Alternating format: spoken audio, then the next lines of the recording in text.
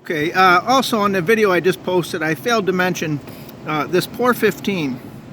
They sell it in gallons, they sell it in little pints and quarts. It would be my recommendation, the lids are very extremely hard to get off right from being brand new.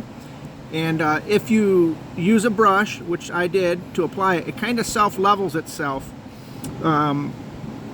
But the thing is, when you put the lid back on, it usually, if you go to use it a week or two later, it's so strong, this stuff is, that you'll literally have to pry the lid off and cut the lid off.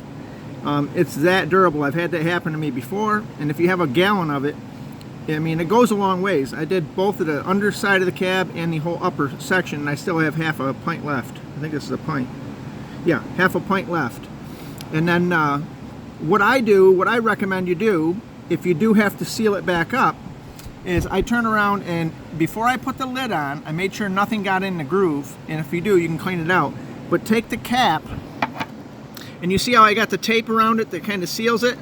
That doesn't help with what I'm telling you, with it being the lid wants to basically bond to the metal so strong. That stuff's very durable. What I do is I take a little Vaseline and I go around the rim of the lid, and that kind of creates a little barrier. You don't want Vaseline getting in the product, but in that little ring, then you tap it down and it pops right back off.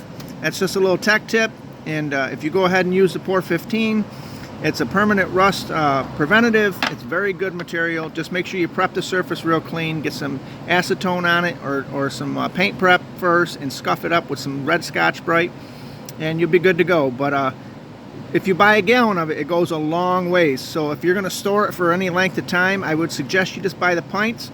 Even if you got to buy a couple pints, it's like $35 a pint, if that helps. But very durable stuff, very good stuff, and it's a different tool in the arsenal of fighting rust.